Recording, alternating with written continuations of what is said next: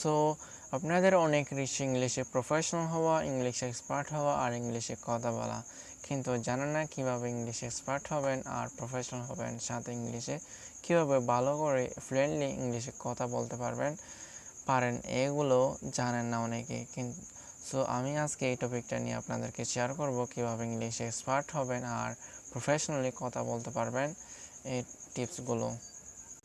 So firstly English শেখার জন্য আপনাকে how to learn English grammar. আপনি কীভাবে ইংলিশ শিখবেন? So to learn English grammar firstly you have to learn this basic steps given below.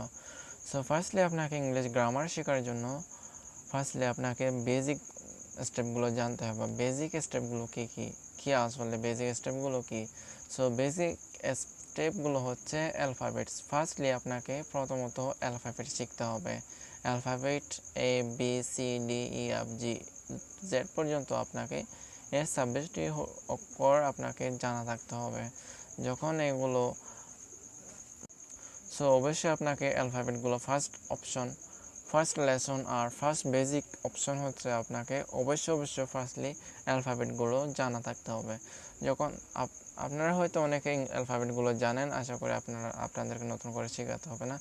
So R alphabet complete করার পরে আপনাকে word শিখতে হবে, বিভিন্ন শব্দগুলো শিখতে হবে, যে শব্দগুলোর মানে আছে, যেমন I, we, you, good, man, honest man, boy, uncle, E T C. অনেকগুলো ওয়ার্ড আছে।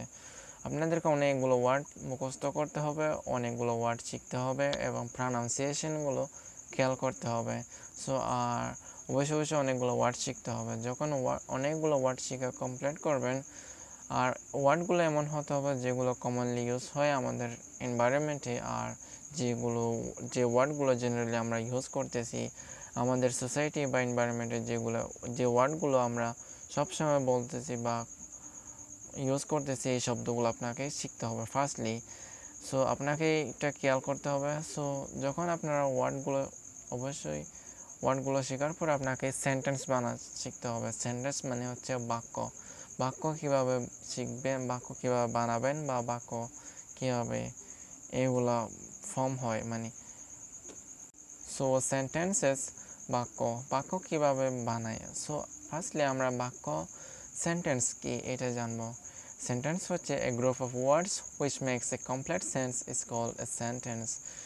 কয়েকটা ওয়ার্ড মিলে একটা লাইন হয়, যে লাইনের দ্বারা একটা পুরোপুরি মানেকে বোঝায়, পরিপূর্ণভাবে একটা মানেকে বোঝায়। ফর এক্সাম্পল, গুড মানে হচ্ছে জাস্ট একটা শব্দ, কিন্তু আমি গুড শব্দটি ইউজ করে যদি আমি একটা সেন্টেন্স বানাই, for example, I am a good student, আমি একজন ভালো ছাত্র, দ্যাট মিনস আমি এখানে একটা পরিপূর্ণভাবে একটা কথা বলছি, এটার একটা পরিপূর্ণ মানে হয়ে গেছে। So that's why it is sentence. So আপনাকে সেন্টেন্স কীভাবে বানাতে হয় এইগুলো শিখতে হবে। ফর এক্সাম্পল, আমরা কিছু উদাহরণস্বরূপ দেখি। For example, I am a good student, আমি একজন ভালো student. You are an honest man, তুমি একজন বা আপনি একজন ভালো মানুষ। The man is so good, মানুষটি অনেক ভালো। উই গট টু স্কুল, আমরা স্কুলে যাই। তাহলে এই সেন্টেন্সের স্ট্রাকচারগুলো কীভাবে হয়, স্ট্রাকচারগুলো ফর্ম হয়, সো কীভাবে সেন্টেন্সগুলো বানাতে হয়, এইগুলো অবশ্যই গ্রামারে জানবেন। এখানে জানা যাবে না, বা আপনাদের এগুলো অবশ্যই step by step, formula by formula যখন শিখবেন, তখন ইজিলি আপনারা অনেকগুলো সেন্টেন্স বানাতে পারবেন এবং লম্বা স্টোরি লিখতে পারবেন, আর্টিকেল লিখতে পারবেন, বা এসে লিখতে পারবেন, অ্যাপ্লিকেশন লিখতে পারবেন, অনেক কিছু লিখতে পারবেন, আর সাথে কথা বলতে পারবেন। মূল হচ্ছে সেন্টেন্স, আপনাকে অবশ্যই খেয়াল করতে হবে সেন্টেন্স। সো এখানে ফার্স্টলি আপনাকে দুটি স্টেপ ফলো করতে হবে। ফার্স্টলি আপনাকে অ্যালফাবেট শিখতে হবে বা জানা থাকতে হবে, দেন অনেকগুলো জেনারেল বা কমন ওয়ার্ডগুলো শিখবেন। তারপরে সেন্টেন্স কীভাবে বানাতে হয় এগুলো গ্রামারে গেলে অবশ্যই বুঝবেন। So after learning the two steps from the first page, you can directly jump to English grammar, where you can learn and gain the four skills: speaking, listening, reading, writing. So ওই দুইটি স্টেপগুলো শেখার পরে আপনি directly English grammar শিখতে পারেন। যেখানে আপনি 7টি স্কিল শিখতে পারবেন, যেমন স্পিকিং, লিসেনিং, রিডিং, রাইটিং। এই 4টি স্কিল আপনি শিখে যেতে পারেন যখন অ্যালফাবেটস আর ওয়ার্ডগুলো যদি কমপ্লিট করে থাকেন। তারপরে আপনি গ্রামার ডাইরেক্ট সরাসরি গ্রামার শিখতে পারেন। যদি আপনার গ্রামারের সম্পর্কে যদি কোনো আইডিয়া না থাকে, তাহলে আপনি অনেকগুলো সেন্টেন্সে বা অনেক সময় অনেক জায়গায় কথা বলার সময় অনেকগুলো মিস্টেক করতে পারবেন, যেগুলো অন্যদের বুঝতেও অনেক কঠিন হয়ে যাবে আর আপনাকে বলতেও অনেক কঠিন লাগবে। আপনার একটা ফেয়ারনেস থেকে যাবে, আপনি যে স্পষ্টভাবে বা ক্লিয়ারলি আপনি কথা বলতে পারেন না, এই আপনার দুর্বলতা থেকে যাবে। সো ফর এক্সাম্পল আমরা একটা মিস্টেক সেন্টেন্স দেখি। For example, I juice like to drink. আমি জুস পছন্দ করি টু ড্রিঙ্ক খেতে। তাহলে এখানে সেন্টেন্সটা এক্স্যাক্টলি হয় নাই, কারেক্টলি হয় নাই।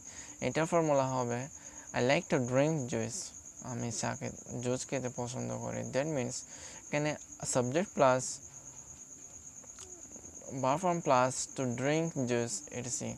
সো এরকম স্টেপ বাই স্টেপ আপনি কীভাবে সেন্টেন্সগুলো হয় বা সেন্টেন্সগুলো কীভাবে বানাতে হয়, এই ফর্মুলাগুলো যখন শিখে যাবেন তখন আপনাদের আর কোনো টেনশন হবে না।